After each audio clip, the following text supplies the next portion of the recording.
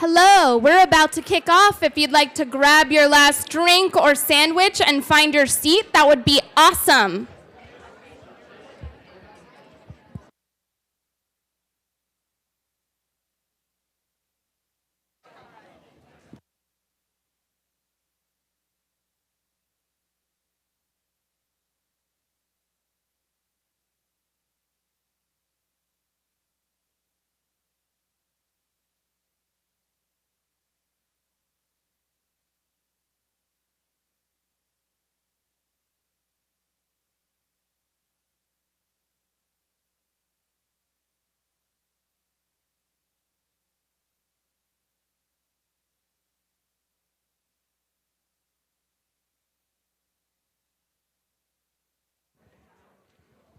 If you have an empty seat next to you, it would be great if you could slide on in, because we're right at capacity. Also, all of these lovely chairs over here, back here, in the back, they're all open.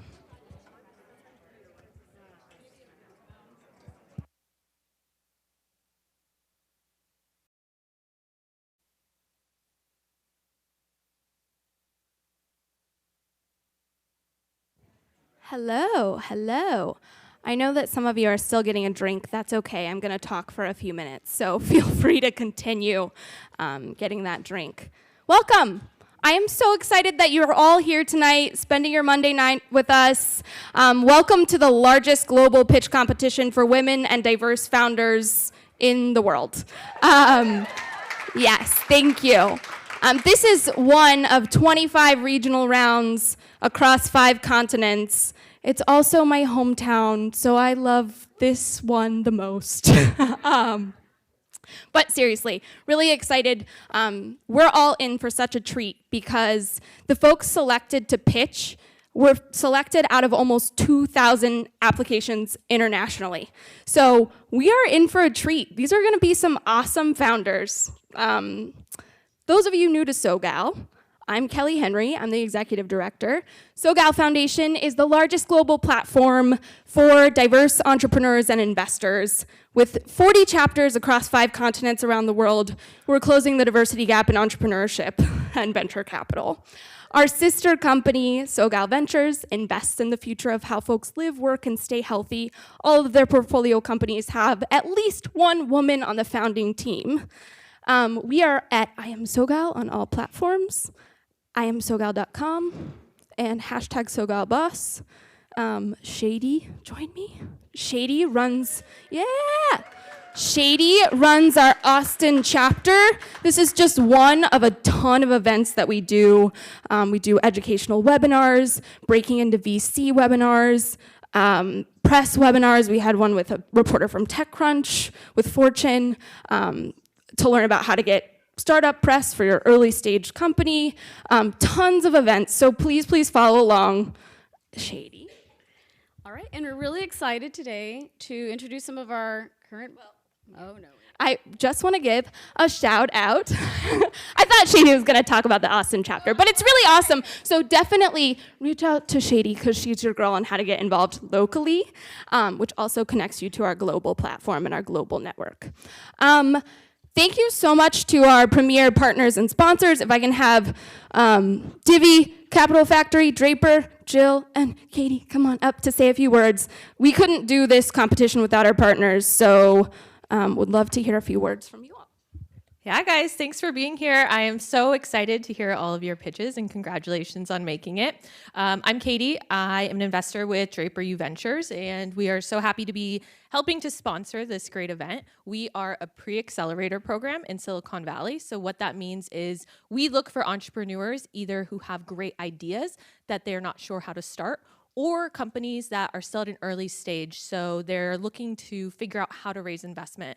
So if you guys are interested in learning more, come find me, or we're draperuniversity.com, and we have our next cohort coming up this fall. Great, thank you. Hi, everyone. Welcome to Capital Factory. We're so excited to be hosting this with SoGal Ventures tonight. I'm Jill, and I work on the investment team at Capital Factory.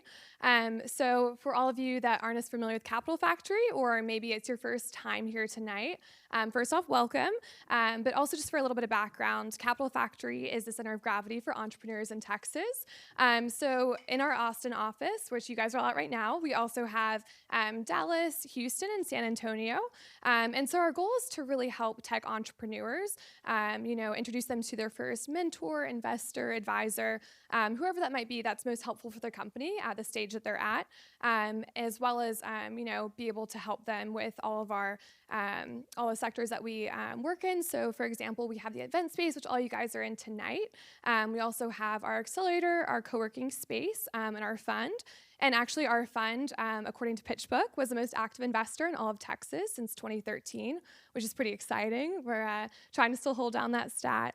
But as well as, all these areas that, we're helping entrepreneurs with, we're also extremely active with helping with diversity. So we want to make sure that people of all identities and backgrounds feel welcome, included in Capital Factory. So we do a lot of, half-day and full-day summits, helping all these different underrepresented founders be included in the tech community. So thank you guys all for being here tonight, and best of luck to all the entrepreneurs pitching. Thank you so much, Jill and Katie. Another premier partner tonight is Divi. Divi is a financial management platform. We use it at SoGal. It's a lifesaver as we're managing international expense accounts, essentially. If you want to know more about Divi, I'm happy to talk to you about it. We use it. I vouch for it 1,000,000%. It's super helpful. You can create virtual credit cards. You can put credit limits on a credit card, but it operates like a debit card. Helps you keep a better eye on what your team members are expensing. So it's super, super helpful. Again, reach out to me if you want to learn more about Divi. We really couldn't do it without you, Draper, you, Capital Factory, and Divi. We also couldn't do it without at ease, Catherine Lane Photo, and Blended Media. If you all want to come on stage, Blended Media, Catherine Lane Photography, excuse me, to say a couple words about that, while we give it up for 9 branded whiskey, which is what you're all drinking right now. Awesome whiskey. Thank you so much for partnering with us on this. Give it up for that while y'all join us. All right, good evening, ladies and gentlemen. My name is Anthony. And Data Man. And the government prohibits or restricts the use of Airbnb, web, HomeAway, and Verbo sites during official travel. So what I did is create a company called At Ease, which solves that solution. It brings short-term rentals in compliance with federal regulations. That way, military and federal employees can use a short-term rental whenever they travel. At ease. Hi there, I'm Catherine Lane. I run Catherine Lane Photography. And not to brag, but we won Best Photographer in Austin of 2018. So if you have any photography needs, I'm your girl.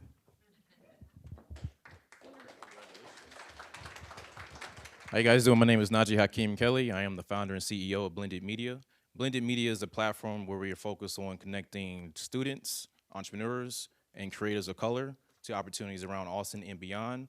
And when it comes to events like this, to be able to capture that, and as well as create opportunities for them to engage in creating portfolio development, experience, and connecting with other organizations that can scale their progress and kind of blending the ecosystem, if you will. So thank you again, Kelly, for having us here. Appreciate it. Thank you. And Datamatic. How's it going? I'm Michael. This is Steve. We're twin brothers from Datematic. We're a new app for, we're the after Tinder app. So after you go on a date, after you find your date, where do you go, what do you do? So we help solve that problem. From infatuation all the way to married with kids, we want to be your date night solution. So we have an app that will help you to easily and quickly find the date night idea that you might want to do for your date night. Every single month we give one for free. So please sign up if you're interested. Just let us know. Thank you. We'll also make you a drink too. Thank you. As you can see, these are just a few of our incredible partners. It takes a village to do something like this. So thank you so much to everyone involved. Okay, so what are we doing here? Well, we're watching 9 awesome entrepreneurs from underrepresented backgrounds pitch for 4 minutes, very quick, so they have 4 minutes to lay it all on the line, and then a minute of questions from our lovely investor judges here in the front row, and there will be 1 to 3 winners selected. Teams are judged on strength of idea, team strength, and traction to date. They are competing for a chance to win a slot in SoGal Foundation's final global pitch competition and bootcamp in Silicon Valley for guaranteed face time with top SF VCs, tons of educational resources, one-on-one curated mentorship, press opportunities, and a chance to win a piece of $600,000 in investment capital that we have allocated to that final global round from our friends at SoGal Ventures and Draper U Ventures. So that's what we're doing tonight. As I mentioned before, this is just one of 25 regional rounds around the world.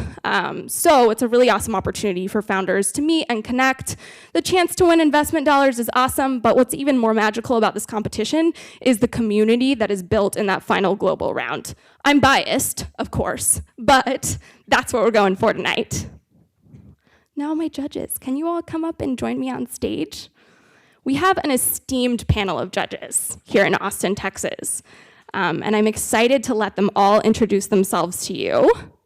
So I'm gonna pass this mic down the line. I'll go first since I already introduced myself. Katie, investor with Draper U Ventures. I already just introduced myself as well, but I'm Jill, and I work on the investment team at Capital Factory. Hi, I'm Kelsey Kamen. I'm an investor with Silverton Partners. We're an Austin-based early-stage VC firm that focuses on leading seed and Series A rounds. Good evening. I'm Preston James. I'm the CEO, founder of Divi, which is a early-stage startup accelerator focused exclusively for underrepresented founders based here in Austin, Texas. Hello, I am Danielle Wise-Allen from ATX Venture Partners. We're one of the local venture capital firms. We invest in early stage technology. We love Texas and the surrounding states. If you have a great idea, come see me after. Hello, I'm Claire England. I am a Kauffman Fellow, an early stage investor, as well as a startup community leader. For the past 5 years, I ran Central Texas Angel Network, which is the #1 most active angel network in the nation. Hello, Christy Cardenas, managing partner at Ecliptic Capital, early stage tech fund. Hello, Jess Gaffney. I'm the CEO and executive director with Women at Austin. We advance women entrepreneurs who are striving to grow their companies. Hi, everyone. I'm Shady DeJesus. I'm a venture partner. I'm also involved in Bunker Labs as a city lead. That's veteran and military spouse entrepreneurship, as well as the SoGal Austin lead. I'm very active both nationally and other networks, so I'm really excited to have a foot here in Austin. Hi, I'm Sarah Jones-Simmer. I'm the Chief Operating Officer of Bumble. So to your Tinder pitch earlier, I'd like to advocate that you change that. I also have the privilege of overseeing Bumble Fund, which is our early stage investing vehicle in women and particularly women of color founders. Thank you so much. I know I said before that the founders pitching tonight are some of the best around. These investors are the best in Austin, if not the best in Texas, if not the best overall. One quick thing, all of our partners, awesome. Our volunteers, even more awesome. Can you raise your hand if you're a volunteer here tonight? Yes, thank you so much. Huge round of applause for these folks. Thank you. Your support means everything. Without further ado, the startups presenting tonight, I don't think I need to introduce them. So come on up. We got Ivf Options up first. Here I am. Thank you, Kelly. Good evening. Cheers. Thank you. Hello.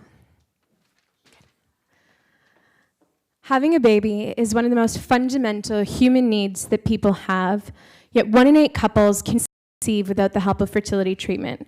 And worse yet, 74% of people in this country are paying for treatment out of their own pocket.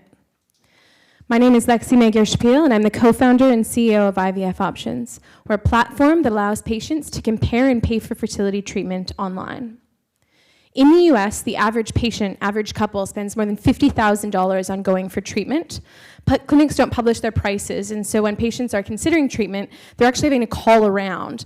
Picture trying to find a hotel before Expedia existed. And that's why we built Ivf Options. Patients come to our platform and they input their personal and medical details in effort to compare clinics.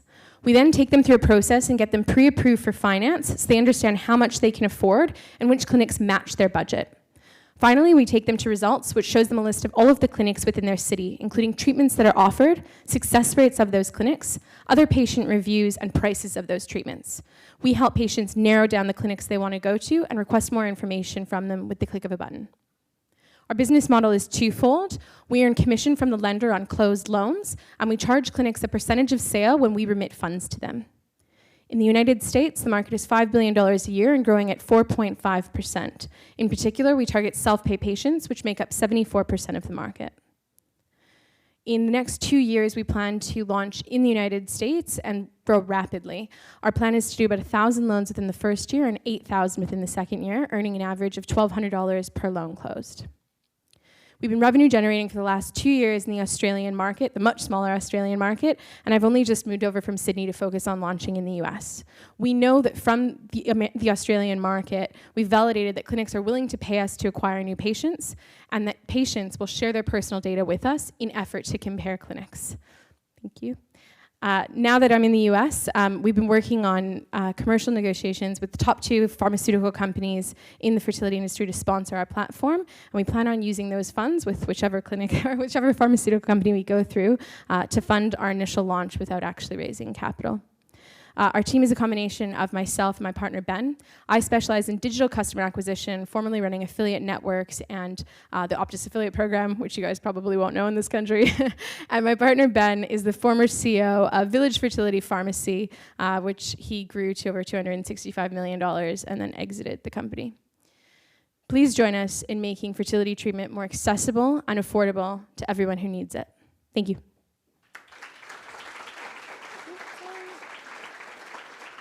Do you want to come up in between?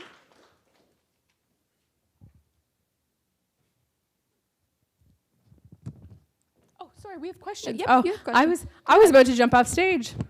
I was just taking your... Sorry, go ahead, please. You didn't talk about competition. Yes. The question was competition in the US.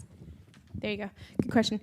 So we have quite a few interesting tech companies that are playing in the fertility space right now, but they generally fall into one of 2 categories. They either fall strictly into the financing side of things, or they fall into softer areas like doctor reviews. And what we're aiming to do is to provide somewhere in the middle ground. So we're offering price transparency over clinics, which is not currently being done. The majority of our competitors, if they're offering the finance, are only offering finance to a select number of clinics that they've got commercial arrangements with, meaning that, for lack of a better way of saying it, they're sort of funneling patients into the clinics that they work with. And on the other side of the fence, they're doing reviews, but they're not offering any price transparency or any help to pay for the cost of that treatment. So we're trying to bridge that gap. In particular, when the patient is paying for it out of pocket, we think that the doctor reviews are really important, but we also think the cost of treatment and the success rates off the back of that treatment are going to have a huge impact.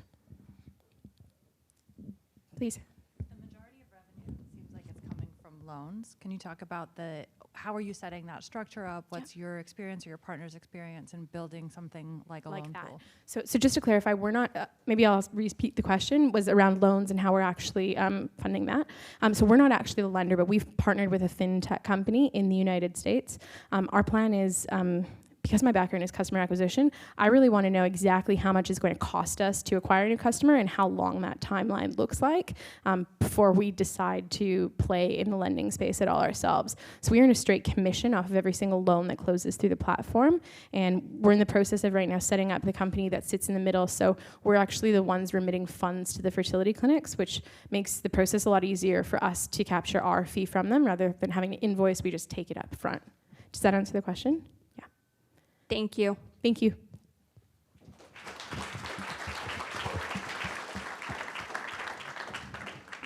I'm so sorry, I walked right by you.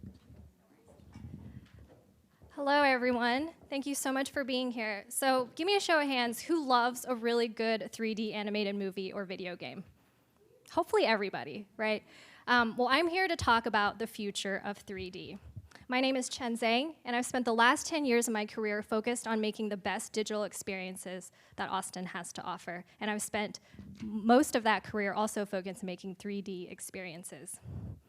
Now, what you guys may not know is that you as consumers are demanding increasingly higher quality in 3D than ever before. You want bigger, better, more realistic. However, the prices that you pay to go to see a 3D movie or buy a video game have remained stagnant over the last 10 years. And what that's doing, it's putting pressure on creators and studios to create more with less revenue. And they have to make that work by cutting costs. Now today, it takes an animator 200 hours to make just 30 seconds of 3D character animation. That is an intense amount of work that is very costly. And we know this from experience. And animation tools today are complex, they're tedious, and they're very, very time consuming. And so this is a problem that my team and I came across when we were creating 3D experiences. And we thought there must be a better way. So we created Aquifer. Aquifer is the most powerful and yet the most simple 3D animation platform. It's as simple as starting to create your animation and then reviewing it on a character, and then you can export it into any format to use in any 3D program in the world. It's so easy, in fact, I just made it right on my phone within seconds. And I can export this to be put in the 3D pipeline for a video game or a 3D film. It's a simple 3-step process: capture, review, export. But that simplicity is powered by a very powerful platform. We combine proprietary technology, augmented reality, and machine learning to deliver a process that takes away the manual work and automates it and process a huge amount of data in a short period of time. In short, Aquifer reduces animation time from days down to minutes. And for a studio of any size, that's thousands of dollars in savings. And so we did not develop this product in a vacuum. For the last year and a half, we've been consistently validating this around the world with different studios, and we also use it in our own studio to create content. And that approach has been successful. When we announced the beta at an industry event this past August, 150 studios signed up to be a part of our beta within 3 days. And some of these studios are some of the most prominent, most exciting studios in the world. And in the last 3 weeks since we've launched our beta, we have onboarded 47 of those studios onto our platform. In addition, we've signed a letter of intent with a global body motion capture company to enter into a licensing agreement for them for our platform. This industry is huge. $270 billion next year, huge. And we feel like Aquifer is a $1 billion opportunity. But we're gonna grow this business to $12 million in the short term by focusing on video games and film studios in the US and the rapidly growing Asian markets. And we're gonna do that by offering a monthly subscription on a per user basis. Now, my team is incredibly talented. My co-founder has spent 15 years in the video game and technology industry, and we have some of the best machine learning and design and technical experts on our team. We're raising $1 million to launch our product by Q2 of next year. And so if you take away anything today, take this away. 3D isn't going anywhere, whether it's films, video games, AR, VR, or virtual selves. It's just gonna be a bigger and better part of our environment. And so Aquifer is gonna be on the forefront of that change, so join us. Thank you.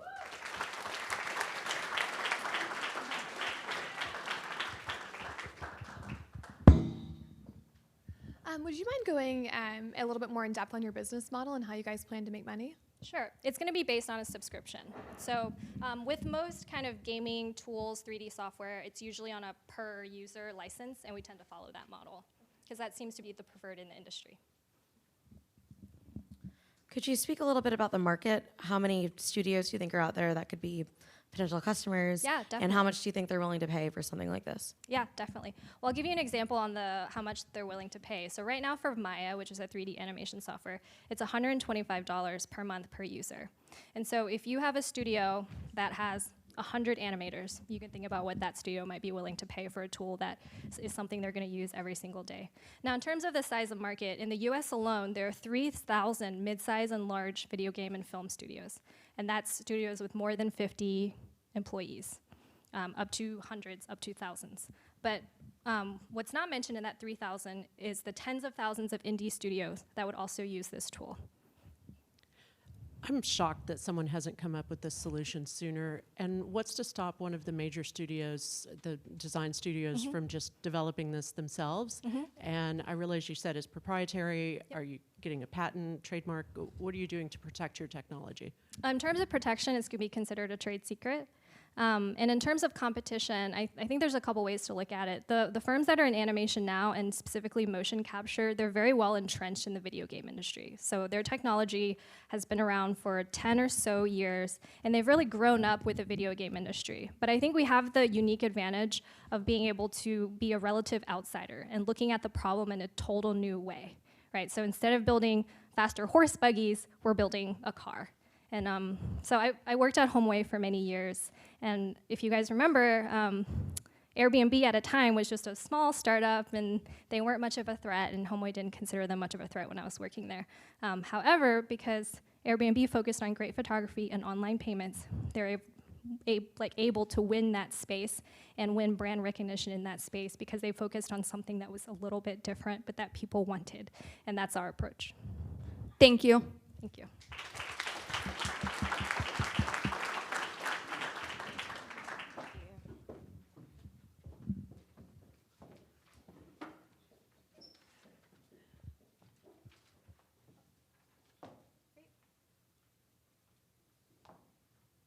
Sorry about that. My name is April Dominguez, and I'm here as a voice to talk to you about the leading industry for women and women-owned businesses, which is shockingly underrepresented when in fact it is a $1.3 billion opportunity. Tradies is a career platform transforming the $60 billion salon industry. Now, like many of you in the room tonight, I've been fortunate. My career has provided me with platforms to thrive. I've had tools like LinkedIn, Behance, and Upwork. But there is an entire industry that's comprised of 85% women, which my co-founder and millions of others have been denied basic career support that you and I have had throughout our careers. There's a massive market that's being ignored simply because people are viewing your barber or your hairstylist as a fallback career. Let me walk you through some of the challenges that a salon owner faces. Salon owners are posting jobs constantly. They're stressed out. They're posting on Craigslist, on Indeed, and on Instagram. They can't reach enough of their stylists because they don't have proper recruiting tools. Bird's Barbershop is a customer of ours, and they've told us they're losing $660,000 every year because they can't source candidates quickly enough. Meanwhile, the US beauty industry is expected to climb to $180 billion by 2023.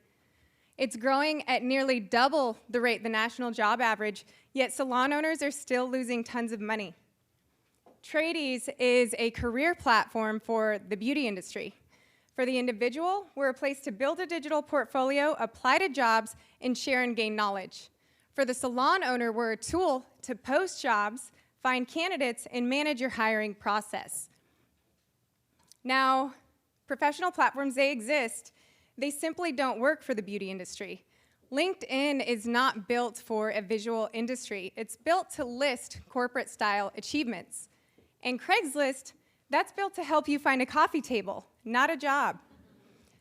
People are trying to solve this problem by marrying job boards with social media platforms.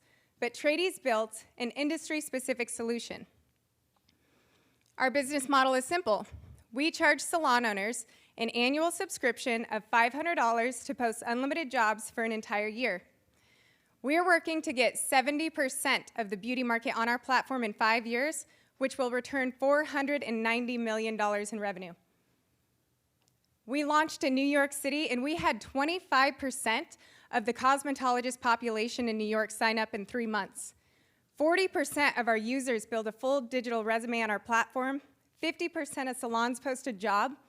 And we're attracting globally recognized beauty partnerships. We're raising $1 million to activate the top hair cities in the US and acquire 500,000 users.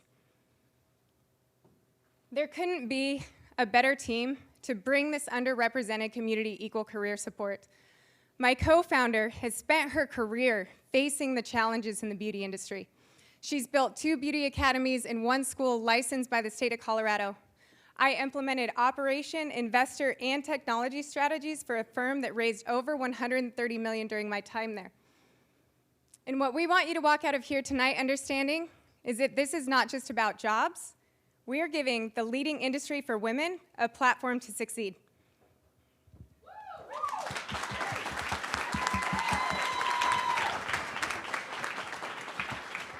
I have a quick question. Is the traction you mentioned in New York paid customers? So we, yes, we used some digital advertising on Instagram because that's where our community lives. And we had an incredible CPA of $1.22 each. So with the traction that we reached, we actually only used about $8,000. All right, great.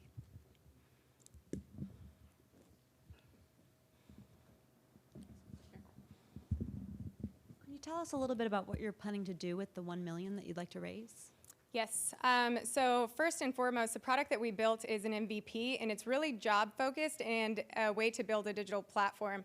But there's such a massive gap in the industry that really requires access to education, connecting, sharing, and gaining that knowledge more. And so we plan to build out the product more and use the money to acquire salons and users. And we're doing that through integrating through John Paul Mitchell school systems and getting into beauty school curriculum, that sort of thing. Thank you. Thank you.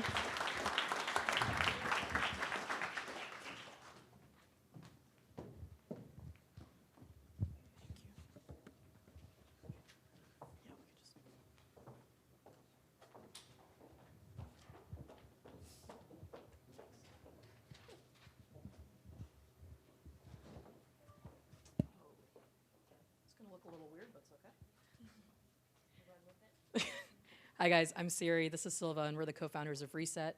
We help companies and remote workers find unique meeting spaces housed in Austin's restaurants and bars. So quick disclaimer, I know some of you guys might be familiar with us. We're actually mid-pivot right now, so this is a great time to pitch. And we're pivoting away from co-working spaces into the off-site market. And this is driven by product market fit. We've been operational for about 12 months, and we were just seeing a much better fit in this offsite meeting rental space than we were in co-working. And a lot of this is driven by companies focusing on employee engagement. They're focusing on employee engagement because they're trying to keep their increasing millennial workforce, and offsites are a common tool to be used for that.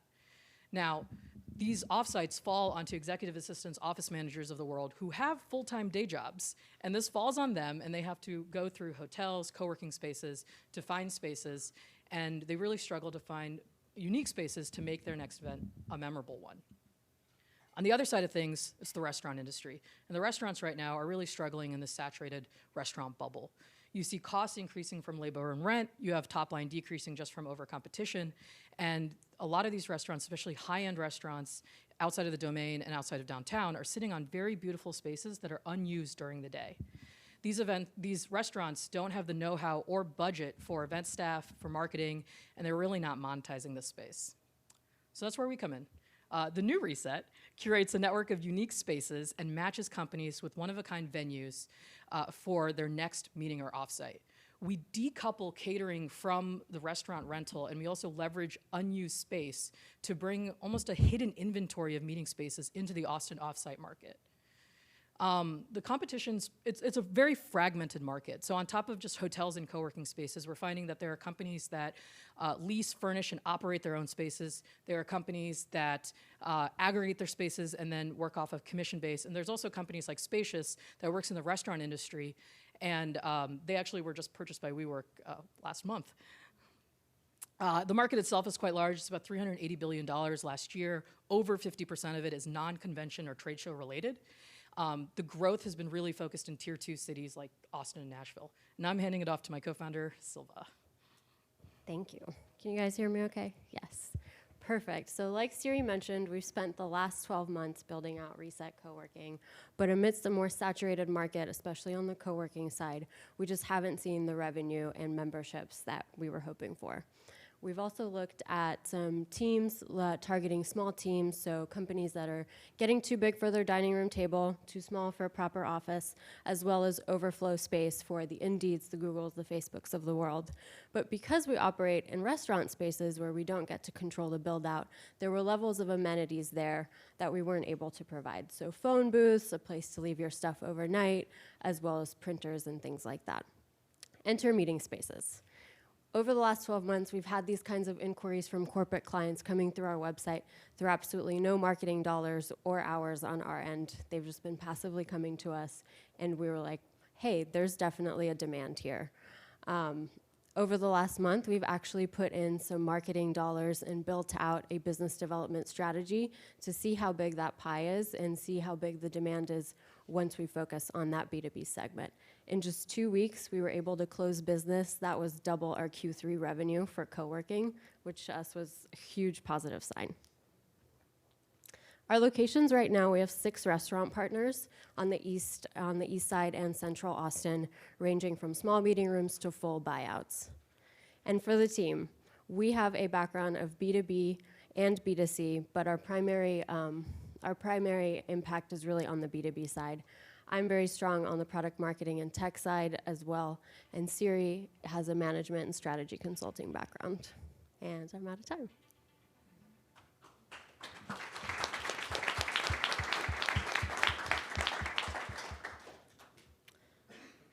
How many offsites do companies in your target customer size range host every year? And how do you think you can acquire those customers and those offsites?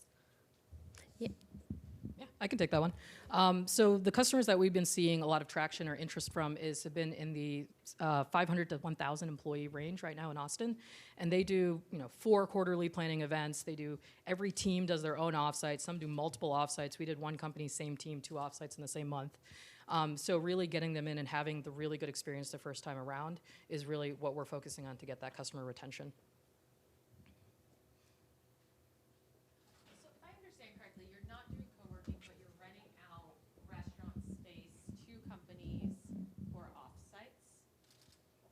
Yes. So what is the benefit of them going through you instead of, say, them going directly to the restaurant? Yeah, of course. So it would be a curated network. So they would just come to me and say, I have these dates, I have this many people, these are the amenities I need, these are any restrictions I have, and then I have a network of restaurants that I do all the legwork on to find them a space, and then we plan it till day of. We have someone on site, but the restaurant takes it from there. So you're also event management? Yeah. And to add on to that, the restaurants themselves, they don't have a lot of experience managing that email back and forth. They don't like doing that. They operate via text. Like, try to get a restaurant on email. It's very difficult. So they love the fact that we are sourcing all of that business for them and handling the business email back and forth till day of, and then they get a huge cut.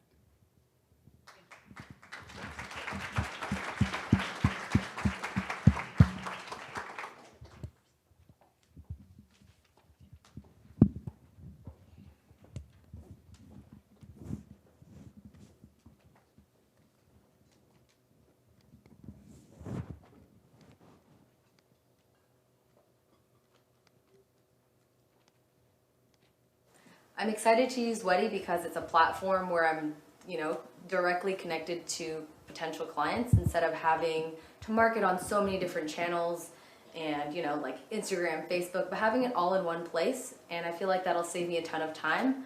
Not only that, everything else is on Weddy and I don't have to, have my email inbox, Instagram DMs, but having it all in one place.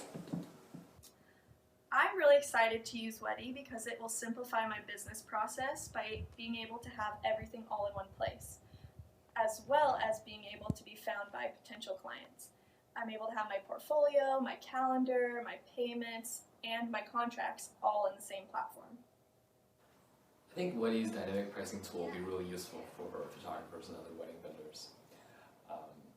Since there's a clear wedding season and people tend to get married on weekends, naturally supply and demand dictates that prices are lower on off-season and weekdays.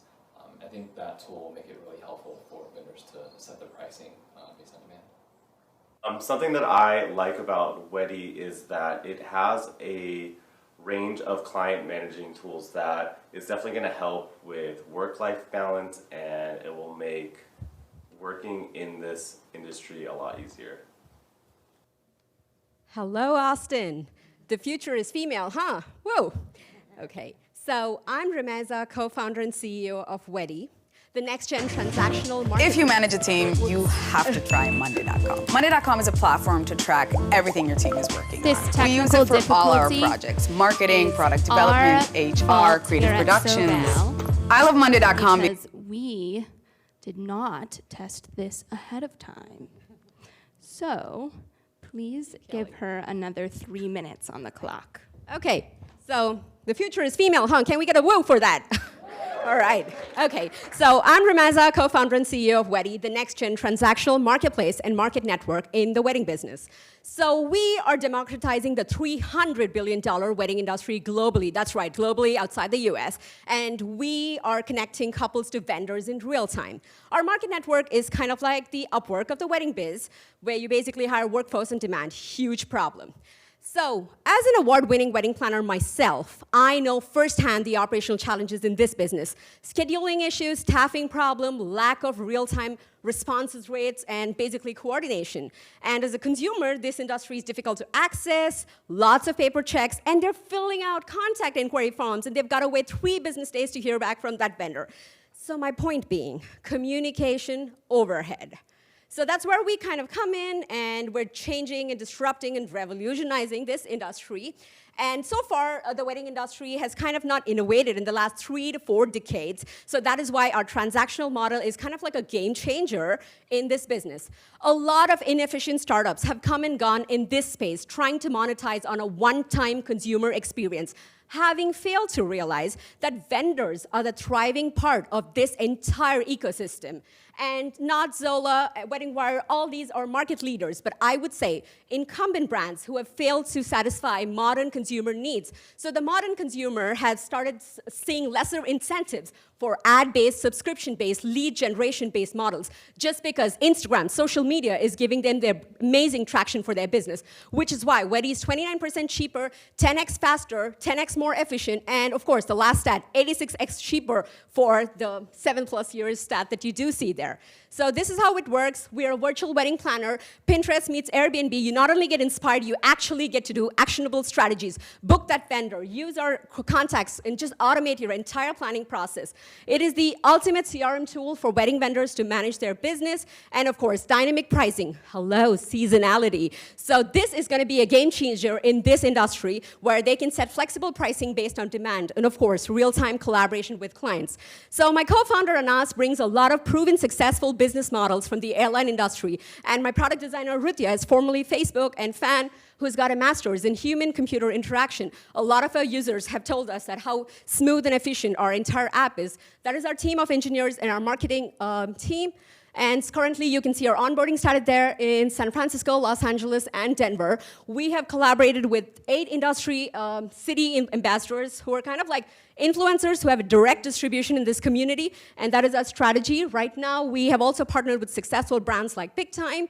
Our momentum to date, user tested in 4 cities with over 145+ vendors, and we're looking to raise $300K for our pre-seed round. And to meet these goals, and of course, our current conservative and achievable market scenario. With just 5 regions and 5 target categories alone, Wedi's looking at 1 million booking transactions, and our goal is to take our product to Southeast Asia and India by 2021. And here's where, how, and why we come into the current landscape. And you're going to be hearing about us in the news next year for disrupting this age-old industry and catering to the modern millennial and Gen Z consumer. Thank you.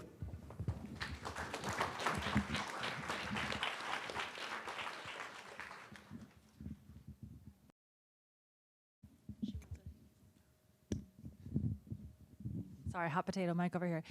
You breezed very quickly over the monetization structure. Can you go back to the economic model and how you're going to make money? All right, so the current online demand let's look at the achievable market, it's just 13.2%. So we are transactional based, which means the more volume that goes up, our percentage goes down. We're charging both consumers and vendors, so which is why I think this is a better example. And you're charging vendors a commission, and then what are you charging consumers? A booking service fee, and this is why, so basically a current vendor typically uses Honeybook as a CRM and WeddingWire as a discovery platform. So this is how much they're spending. So let's take somebody who's been in the business for 3 to 4 years. They're spending about $28.60 every single year. And somebody who's basically planning 20 weddings a year on Weddy and making those transactions, we're still 65% cheaper than combining a CRM and a booking search engine and a discovery tool. So right now, it's basically fragmented channels of workflow for the vendors in this industry.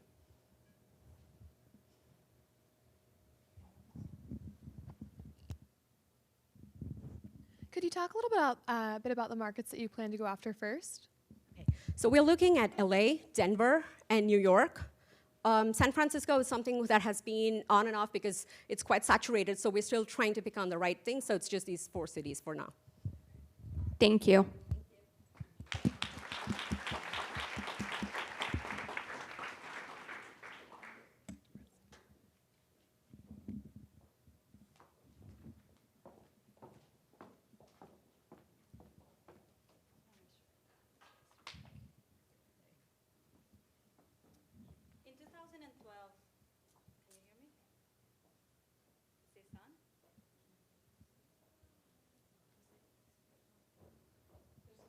I got ya. No worries. How about now? Awesome. So in 2012, my husband was diagnosed with stage 4 cancer, and then he passed away 6 months later. We had 2 little kids at home. They were 2 and 4, and I have a full-time career. So what am I to do next? I didn't know.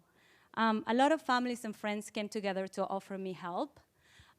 They provided a refrigerator full of lasagna, tons of flowers, and all that was well-intended. But they come at the onset of the situation. You don't know what you need, you're overwhelmed, and you already have family in town. However, 70%, 75% of that network of help is gonna naturally move on with their own life. Your family's gonna go back home, and then you're gonna find yourself alone and emotionally and physically exhausted. And at that point, it's very difficult to ask for help. And coordinating the help is a hassle many times. But your families and friends are looking to help you. They don't know how to help you in meaningful ways. Sometimes they can be there, and many times they worry about doing or saying the wrong thing.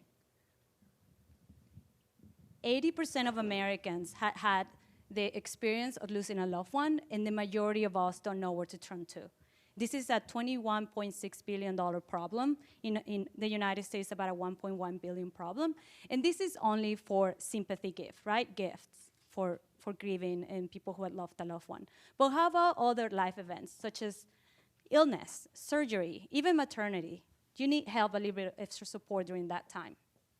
So that's why I created KikuPal. KikuPal is an online platform where you can easily create an account for a loved one, buy points for them, and with those points, they can get practical services such as house cleaning, lawn care, meal delivery, rides, and much more. They decide what they need when they need it. 100% of your gift is going to be towards their services. The way that we monetize our company is by negotiating a percentage of the transaction with our service partners who are vetted, bonded, and national, such as Lyft, Eat Street, Mary May, ProMates.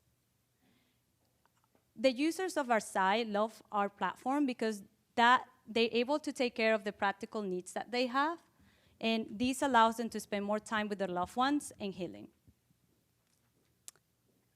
You can visit us at kikupal.com. We launched in November. We have users here in Austin that we're helping currently, and we're looking to expand.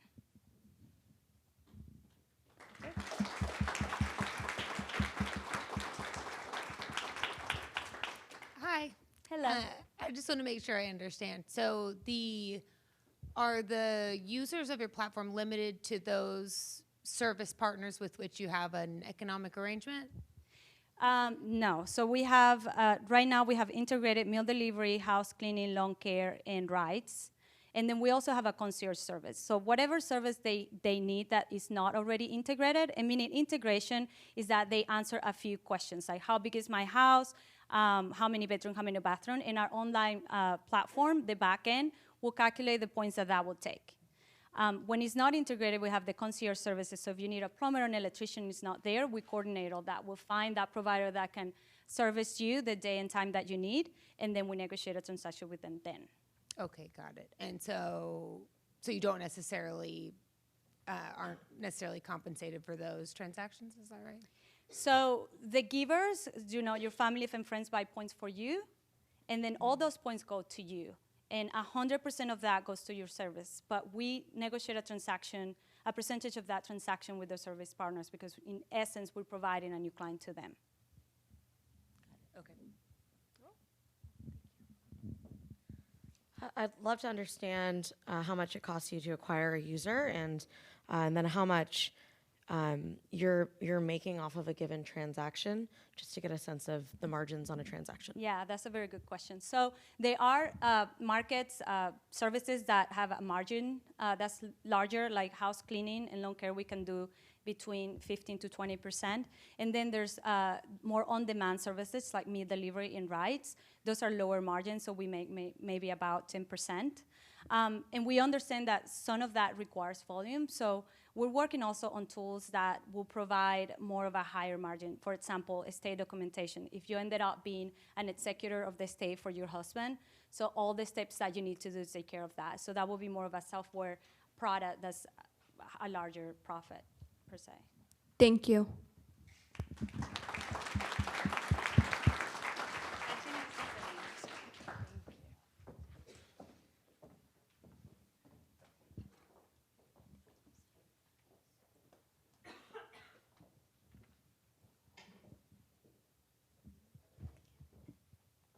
Well, my slides are missing some content. Your slides are missing entirely? They're missing some graphics. Okay, That's okay. let's... We'll go. We'll roll with it.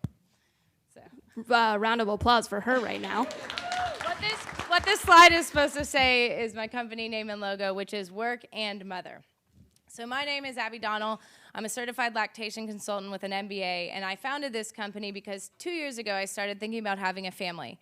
And someone told me it's basically impossible to continue breastfeeding once you've returned to work. So then I started to hear so many horror stories about women trying to pump in various office environments, and I started thinking about my own situation. I was working in an open office floor plan, mostly male coworkers, and a single unisex bathroom. And I realized there was no way it was gonna work. I would have to choose between my career and the health of my baby. And what I realized is that I was not alone. 75% of women want to return to work after becoming mothers, but then 43% of new moms end up leaving their jobs. Now, a company has a legal obligation to provide a space other than a bathroom for a woman to pump, but in-office solutions are failing for so many reasons that there's been an 800% increase in breastfeeding-related lawsuits. And what's more is that US companies are already spending $160 billion a year in turnover costs, which is rising because women are waiting longer until they're more established in their careers to begin having children. And now that millennials make up the majority of the workforce and 96% of them rank health and family benefits as the single most important factor when choosing a job, companies are starting to provide benefits such as milk shipping, backup childcare, and even fertility treatments. But there's still a huge void in the market when it comes to the physical act of pumping. So current solutions look like this, or a bathroom. And even wellness rooms, though a step in the right direction, are not cutting it because many reasons, two of which are a lack of availability and germs. If someone is sick in a wellness room, that's not where you want to prepare food for a newborn. So when I looked into it and realized the options were terrible, I decided to create what I knew needed to exist for working moms. Working Mother, a network of fully equipped pumping facilities with an associated app, support community, and educational resources. We not only support working moms, but we make it very easy for employers to satisfy their FLSA compliance. So our facilities are spa-like yet professional, and they have everything a woman needs, including hospital-grade pumps and accessories, cleaning and refrigeration, And with private workstations and hands-free pumping, you have an office away from the office. And what's more is that we address the equally important emotional and mental health and well-being of moms during this transitional time. So how does it work? A lot like a building gym. Instead of treadmills, we have breast pumps. And so companies enroll, employees become members, everyone benefits. The companies pay an annual flat access fee plus a per person usage fee. And we do this because we work with the buildings to take unleasable square footage and create a very marketable building amenity. And so the building actually does the majority of the upfront legwork and capital, which allows us to move and scale quickly. So this creates a billion-dollar opportunity, and it also gets us a presence both physically in the space where women spend 30% of their time and virtually in our communities. Because we're doing more than creating space. We're creating a directory of the most mother-friendly companies across the country and a very engaged community of affluent working women. And so you guys all here know that this is more than a feel-good move for employers. Having women in management positions actually contributes to the bottom line, and studies have shown that investing in breastfeeding support programs produce a 3x ROI. So we just announced our second location. We have more in the pipeline, and now I'm looking into Austin. So if any of you have buildings or companies that you think would serve as a great anchor tenant, please let me know. And we're preparing for a seed round in the spring. So if you're interested in what we're doing, I'd love to get to know you now. Thank you very much.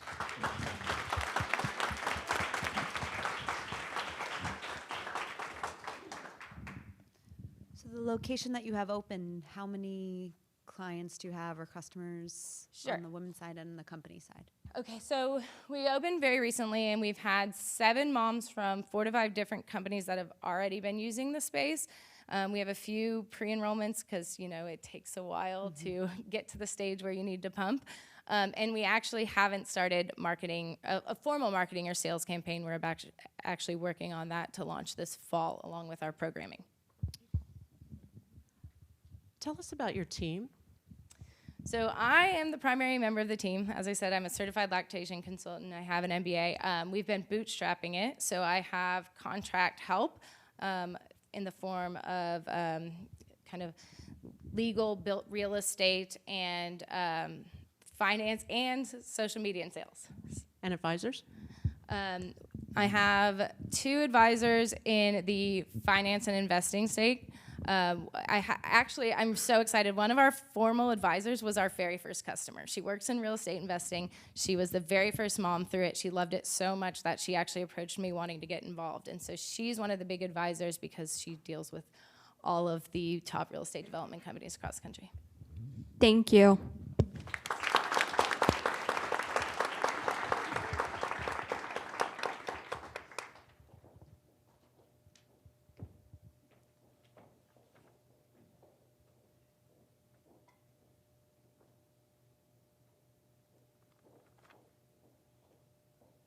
How do I go back? Oh, here we go.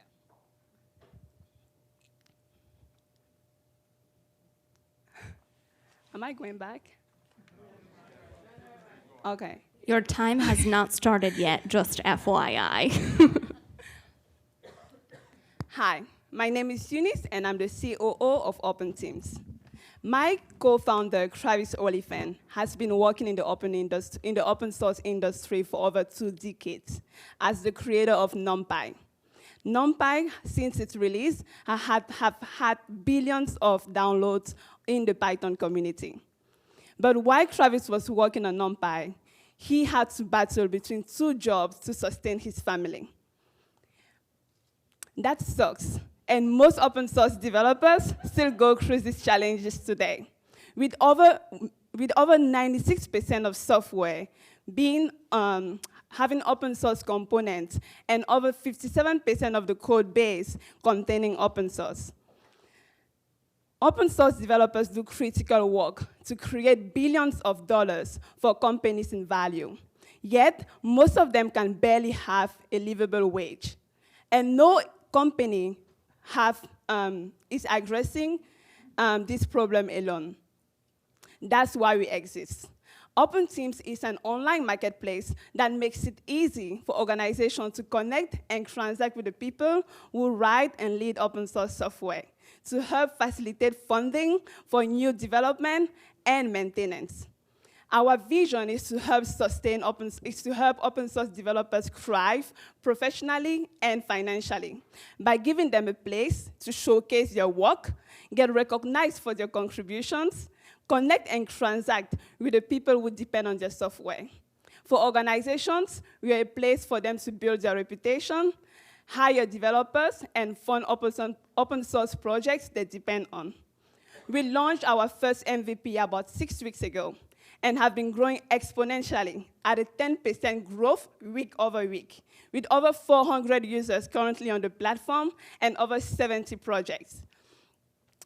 Over $825 billion is spent on enterprise software on an annual basis, and over $380 billion is saved by these companies using open source.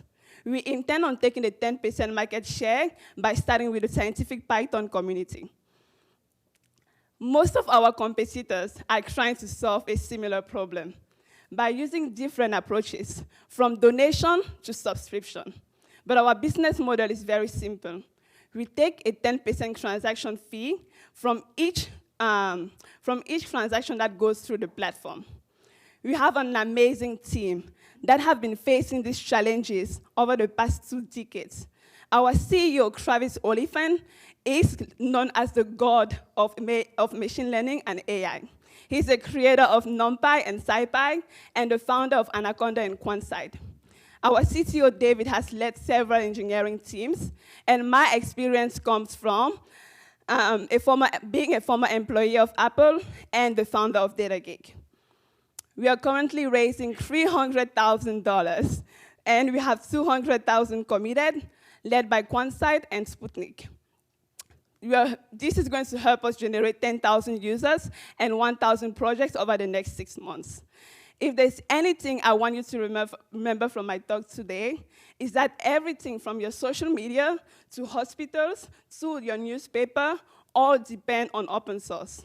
And we are creating a platform to make it work for everyone. Thank you.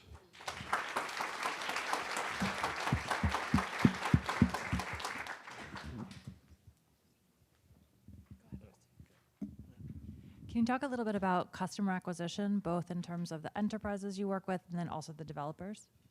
Yes, on the developer side, we're starting with a community we're very familiar with, which is the Python community. And the way we started it was just from going on GitHub, finding projects that were fitting our criteria, and reaching out individually to the project leaders and saying, hey, come on Open Teams and recognize all your contributors, because they spend a lot of their time volunteering to build these softwares. And that's how we've generated a lot of our users. On the organization side, they're trying to figure out, they use these softwares. They use it on a regular basis, and they're trying to fix bugs, they're trying to build new features. And right now, the only place to do that is to go on GitHub and figure out how to find the person that owns the software. So we are working with them and saying, hey, we have this huge network, and you can hire developers from there, or you can find people where you can fund the projects you depend on. And we launched the organization site actually last week, and we already have 5 organizations that have signed up. Can you provide some insight as to what kind of feedback are you getting for those who have already signed up? Because it seems like you have this dramatic increase in sign-up. So what kind of feedback are you getting there? Yeah, I mean, a lot of the people that have been signed up are just super excited. Again, this is a community that have been underrepresented for years and are still underrepresented when billions of dollars are being used. A lot of companies use open source software and they generate billions of dollars, and no value is being captured by the open source developers. So a lot of them are just excited that somebody else is thinking about them. And they've said a lot of things as, it's a place for them to actually showcase their contribution, because if you go on LinkedIn, you can only show proprietary experience. But if you actually contributed to open source, you can get on the platform. And again, we're just trying to make the platform better, and they're giving us a lot of feedback on how to improve it so they can fit their criteria better. Thank you.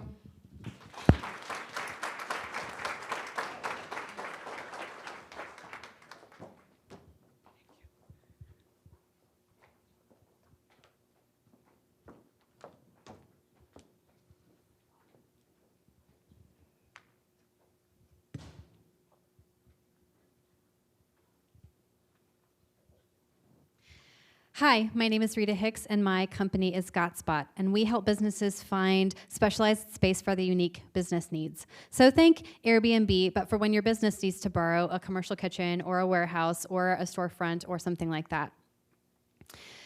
I've been a bankruptcy lawyer for the last 15 years, and one of the key things that all of my practice has taught me is that space is a huge problem for all kinds of businesses. And sometimes it is the make or break problem for a business. Just by show of hands, how many people here have some kind of virtual business? Right, quite a few. So you are part of the 20 million plus large and growing number of virtual businesses across this country for whom finding space is a regular pain point. Usually you make magic from home, but sometimes you get a really big opportunity and home's not going to cut it. One good example of that is my friend Jake. He is a fitness instructor for seniors. So he'll go to your grandmother's house and give her a Ruth Bader Ginsburg workout. And home is the space that he uses for that. But when he wants to grow his business, what he needs is access to studio space to train more trainers. Another good example is my friend Stacy. She makes really beautiful cakes for parties from her home kitchen. But when the bakery down the street wants to order cakes from her to sell at lunchtime, by law, she has to find a commercial kitchen to make them in. And if she can't, she has to say no, and that's thousands of dollars not in her pocket. One entrepreneur.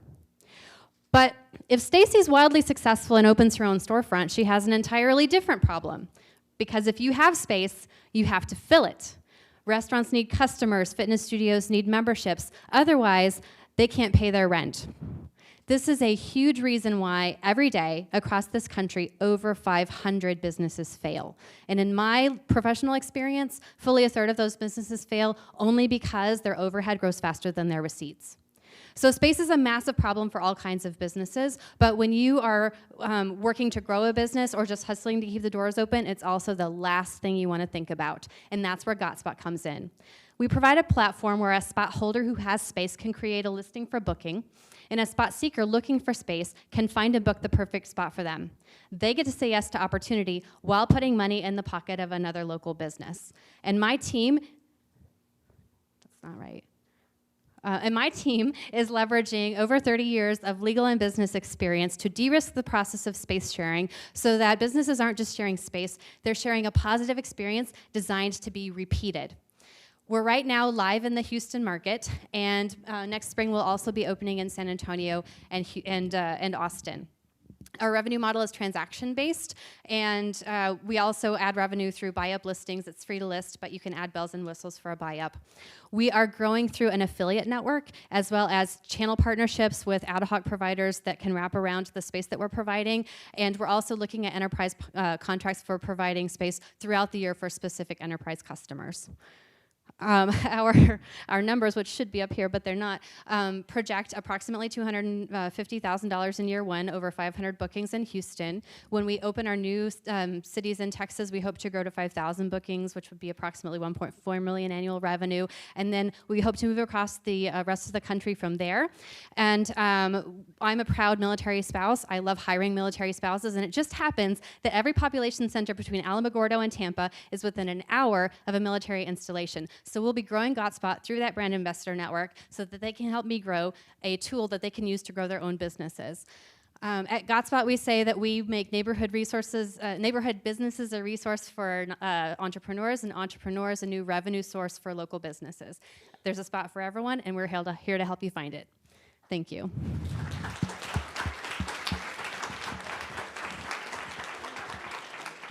I'm sorry, there were like 5 slides missing there. Thank you. Could you give a couple examples of opportunities you found for recurring revenue?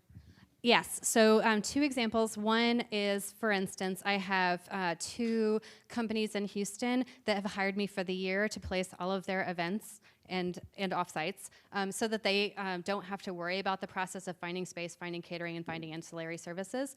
And then on the flip side, I'm talking to 4 municipalities in Texas about helping them analyze their own real estate footprint and make space that should be publicly accessible actually bookable by the public. Can you clarify again, how are you actually making money on both the seekers and the holders? Sure, it's a transaction fee, and it's split between the seeker and the holder, and then the spot holder can also buy up features to make their listing fancier and to get premium placement and that kind of thing. But on each transaction, a portion of the fee comes from the spot holder, and a portion of the fee comes from the seeker. What percentages are you taking? Right now, allocated 5% to the person with space and 10% to the person booking space. Thank you so much.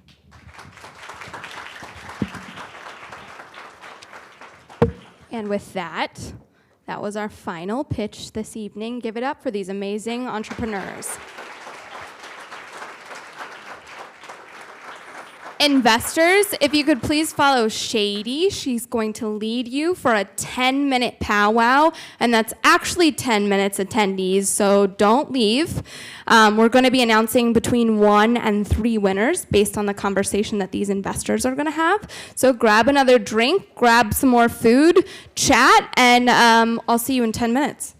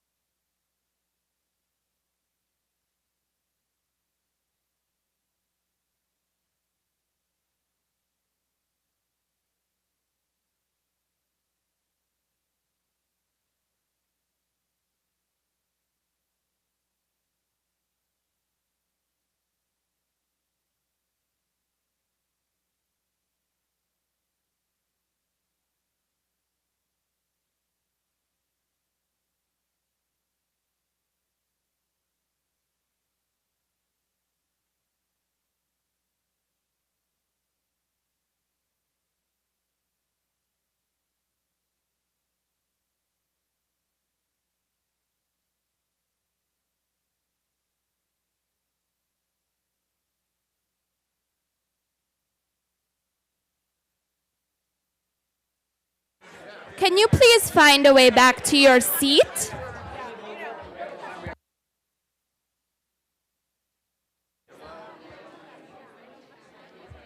Please find a way back to your seat.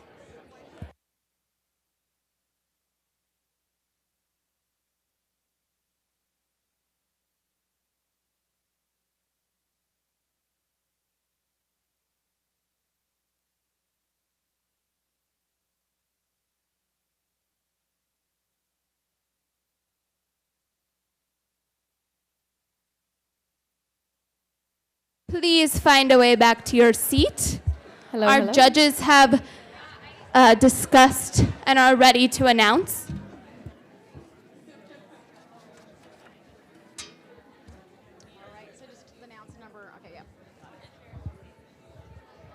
Hello, hello.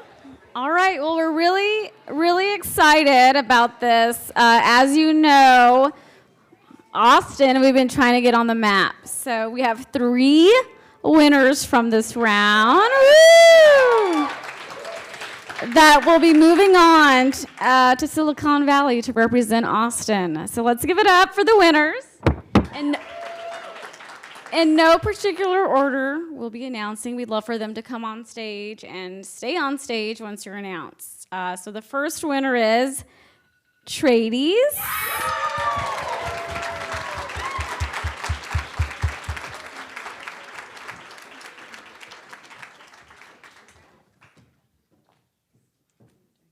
Here you go. Congratulations.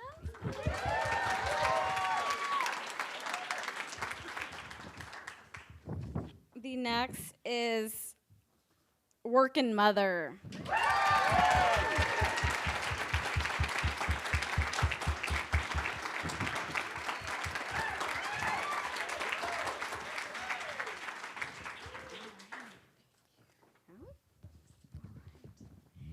And last but definitely not least, we have Aquifer.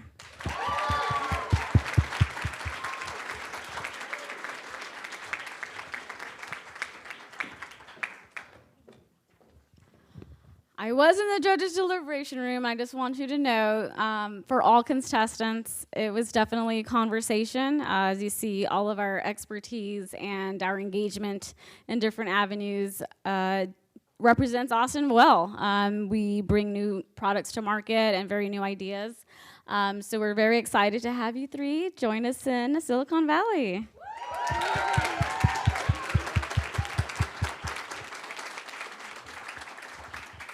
Can we give it up for all of the entrepreneurs who pitched tonight? Can we have a huge round of applause for our incredible investors? Thank you for sharing your time and energy with us. And last but not least, our amazing volunteers. Raise your hand again. Thank you so much for being with us tonight.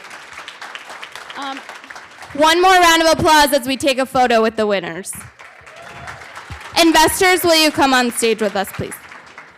And the entrepreneurs for a group picture? Please, entrepreneurs, all the entrepreneurs who pitched, can you hang out over here? We'd like to get a picture with you too. Please, everyone in attendance, thank you so much for sharing your Monday night with us. Grab another drink, grab some food, talk amongst yourselves. Thanks so much.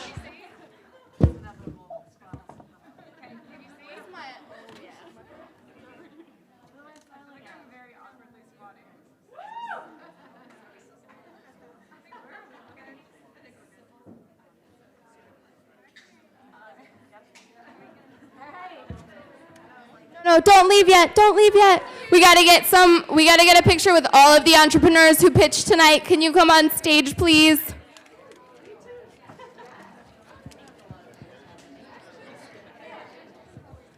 Entrepreneurs.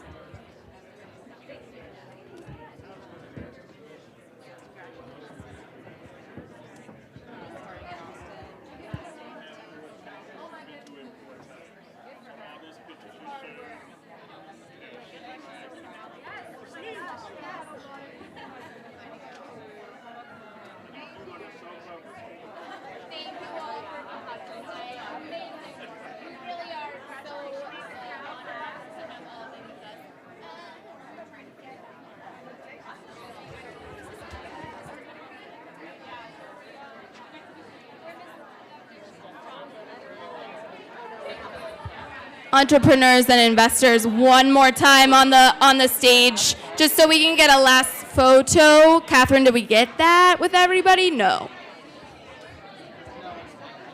Okay. No. Our photographer is paying attention. I have the power. All right, get close, get close. We're just one more picture, and then I'll let you.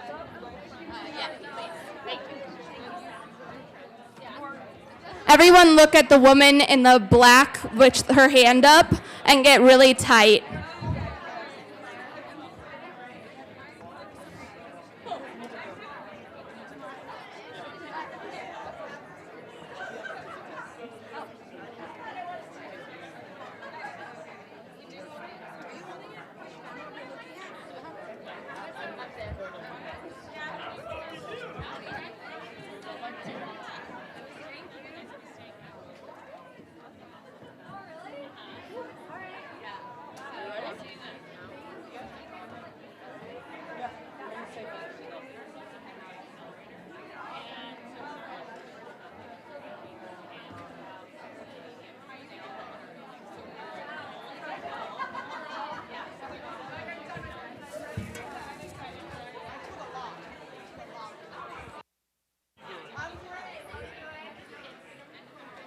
PSA, please throw your trash away before you leave. It's just a nice thing to do. Please throw your trash away. Okay, thank you.